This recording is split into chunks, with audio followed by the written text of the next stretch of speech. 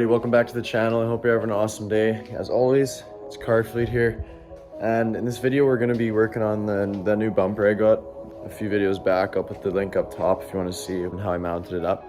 So I'm going to put little tabs. I got 4 pod lights, so go right in the middle between there. I'll put my 4 from there to there, and then I'm also thinking of putting that valence piece just in the corners, because if I get a winch, I'm gonna have to be able to reach down in there. I can't cover the top, unfortunately, in the middle, but I can on the sides to kind of clean up the look a bit. I'm just finding metal right now. I got a bunch of scrap from the old Ranger bed. I got my lights. These lights are actually pretty old. They've been around on a lot of different rigs and stuff. I'm just gonna cut them and weld them on, and it should be good. So what I've done is I have tons of metal, like recycling, that I keep in a bin because it always comes in handy doing this type of stuff. So we got 4 tabs for my lights. I'm just gonna measure out where I want them. I still want to leave room so I can reach my arm in for the winch in the future. So I think I'm gonna do 1 on each side here and then like kind of space them out a bit. I'm gonna be taking this piece out. So I just want to make sure I can pop my grill out because the grill has to come this way.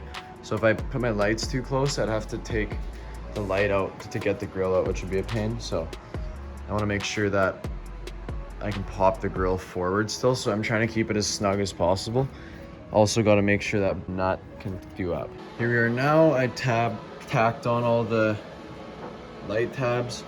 I got them in. So basically what I did was to keep them lined up, was I measured these ones to there's a line here at the back. You see there, that's where it stops. So they were the widest ones. And then I measured the 2 in the middle, right in the middle of these. So I actually didn't even use a tape measure. I just kind of eyeballed them. But yeah, I still got room to get my arm down there to a winch. So that's perfect. And I'm gonna take these lights off and we're gonna fully weld the tabs. And then we gotta put them in.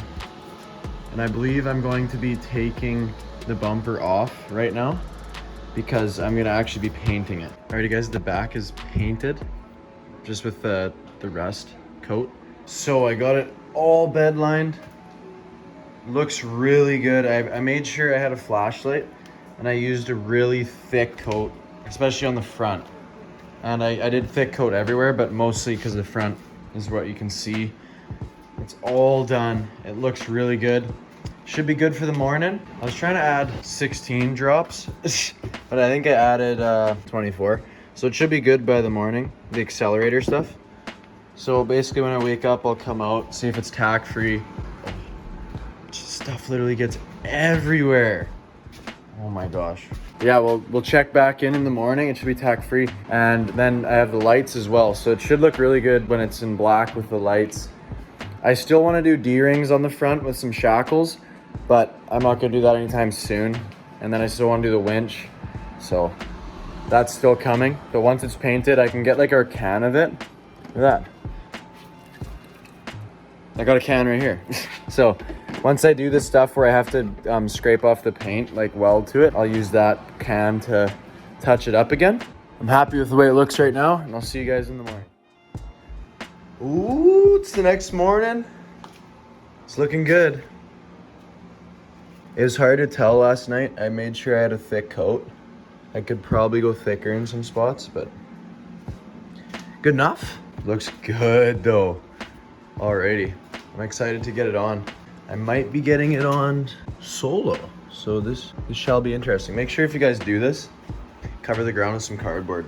As you can tell, holy, dripped everywhere. But if it gets on the ground, it doesn't bond well with cement, so you can use like a scraper. That's what I did last time. But alrighty, let's see how this goes. All right guys, here it is. It looks unreal. This looks so much better than it did before when it was bare metal. Look at this thing. It's kind of hard to tell, but it looks like really good in person. It's all stubble finish, bed line. Lights are on, lights are wired up, they work. I painted these 2 bolts down here and the bracket, as you guys saw. So like now you can't see like this part. Like Unless you focus in, you can see it, but now it just kind of blends in, which is nice. And yeah, those lights are pretty accurate for no measuring, which is how I do stuff. So you can actually see, oh, you know what's funny though is, if you look from the side, these two are back further by accident, but it almost looks like I meant to do that. So I was gonna say one was off, but now that there's two like that, it looks like I meant to, which I did, obviously. Don't make mistakes. But yeah, guys, I'm so happy right now. Like, I still didn't really know if I really loved the bumper when it was the bare metal. But now that it's painted black, and it looks freaking beefy and durable as hell. And like, we still got, I haven't taken it off-roading yet with this bumper, but we should be way safer. We got way more bashing power up front, but also we have that skid plate, guys. Like, that skid plate, massive protection right there. This protects the engine. That's exactly what we need. So I'm actually gonna be pulling up to a meet right now. I just finished this. Go inside, change, brush my teeth, and then we're gonna be heading to a meet in Langley.